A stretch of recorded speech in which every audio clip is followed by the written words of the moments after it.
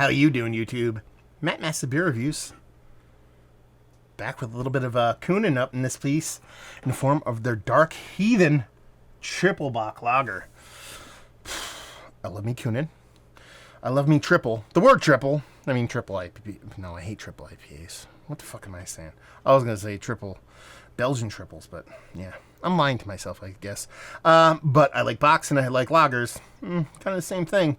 12.5% on the back here. It's the 2017 vintage, by the way. This comes courtesy of Rick. Thank you very much, brother. It says Dark Heathen Triple Bock is ruby red lager beer made using a decoction process. Munich and Vienna malts made it taste very malty. Make it taste very malty, smooth, and complex. Yeah. I mean, words are hard. I need a bottle opener. Do I have one? I stashed a bunch of them away, and I probably have moved them all to where now I cannot find. I don't know. There's one staring me right in the face. And, St. Adam's Triple Bock. It's one of my favorite beers of all time. There's no hiss on this. I'm kind of scared now.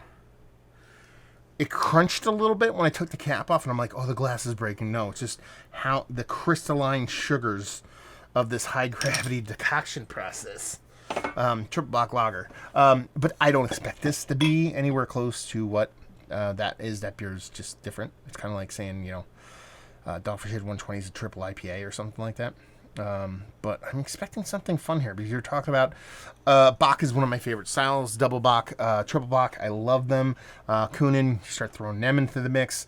They're obviously not going to mess around when they do something like this. And it says it was first brewed as a collaboration in 1999 with Eric Harms of Dragon Meat Microbrewery, which is also in Warren, Michigan, for those playing along at home and keeping score at home. Yeah. Label, awesome. That's what Kuhnehen does. They do I don't know, something you'd find in, what's my brother-in-law play? He doesn't play Dungeons and Dragons. He plays like the altered version of that. Pathfinder. That's what he says. Kind of stuff you find in Pathfinder and stuff like that. What does it look like? From this distance, this looks exactly like I made powdered iced tea. Exactly. From the way the head looks on it, little swirly marks up top, to the way the beer looks. Powdered iced tea all the way. Nose. I'm going to be really interested to see how this comes off in the taste because, for all intents and purposes, this is barley wine. But there's something to it.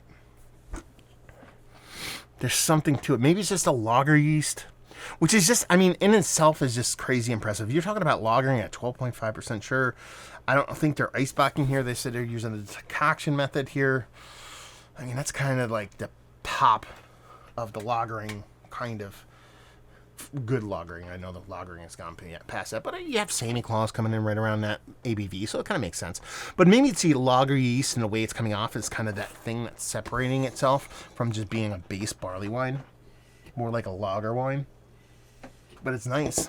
But it has this rich kind of toasty almond caramel kind of vibe to the way the maltiness come off. There's a little bit of spiciness, kind of a la kind of blackstrap molasses. But there's this softness to it too. So that's the impressive part. Part and parcel of that is the age on it, the time it's spent in the bottle. And the weirdest part is I got no hiss whatsoever on the pop, but there's actually looks like there's a decent, not aggressive, but decent amount of carbonation left in it, which is pretty unique. Yeah, you can see it. It's really pretty on the edges. You can see if I give it a little swirl.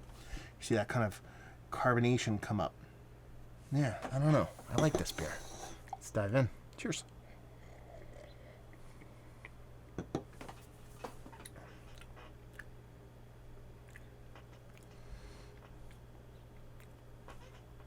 It is dangerous.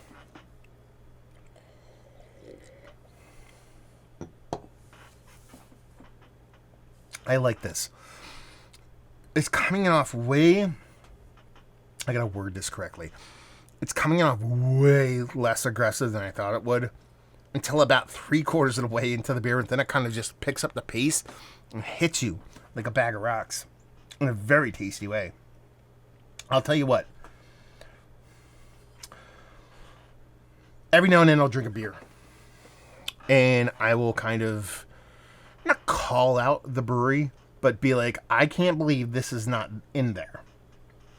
And be like, I know you say that, like, if people are like, there's no lactose in it, and be like, is there really no lactose in there? And, shit like that. They'll be like, we did this, and be like, did you really? Oh, that's not in there. You didn't put maple syrup in there because I kind of taste it.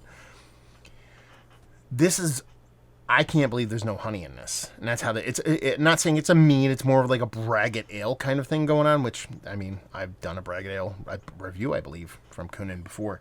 But it has this kind of rich honey characteristic to it. But not even just straight honey. It's more like, isn't there like a liquor with honey in it?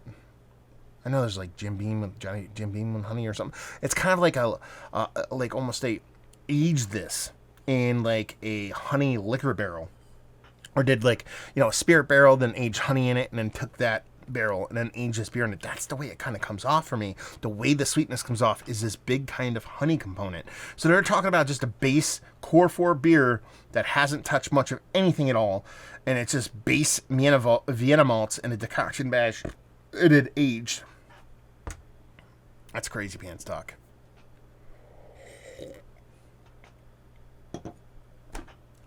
Yeah, I'm not gonna sit here and say it's my favorite Kuhnhen beer of all time. It's definitely not on a Mount Rushmore of Kuhnhen beers for me. It's not towards the bottom by any stretch of imagination. I mean, their bottom would be, they don't even have a bottom. Their bottom is best most people's tops, but I find this is one of the most interesting beers I've had as of late. So let's go back, rewind real quick. Let's not get into that. Just talk about this beer. So it's got this really nice mouthfeel to it, because it combines the density of what you'd expect from a big, bold, malt-driven, decoction mass-based kind of triple Bock lager, but it's that lager part of it that ends up being that kind of okay. It finishes relatively clean. Sure, you have a little bit of sticky sweetness to it because of its high ABV level, but it drinks relatively easy. The way the malt comes off is rich and delicious, almost like I said, it's a combination of malt and honey, and that's kind of how it comes off to me, bringing these notes of like more like not even figs, more like dates, toasted malts, big toasted malts, and that honey component, all kind of marrying together in this nice kind of melange of all those flavors. Add the age component in it. I think it shaves some of the edges on it and makes it not nearly as a hefty, aggressive beer, but it's aggressive. It's big. It's bold. You get that alcohol. You get that warmth, but it's more in a welcoming component. It's not like, oh my God, this is a huge beer. It's like, okay, I know I'm drinking a huge beer, but I like how huge this beer is, kind of thing, if that makes any sense. But it really is that kind of honey-based kind of component through the whole beer that ties it together for me. And with it not having it in it, it's one of those things where I can't believe it's not in there. I don't care. I don't care how they made it. I think it's like I said, is it one of the best Kuhnhen beers I've ever had? If I was strictly going by the Mount Rushmore top 4, no. Is it one of the better triple Bocks I've had? Yes. And this is the big one, I think. It's one of the more interesting beers that I've had as of late.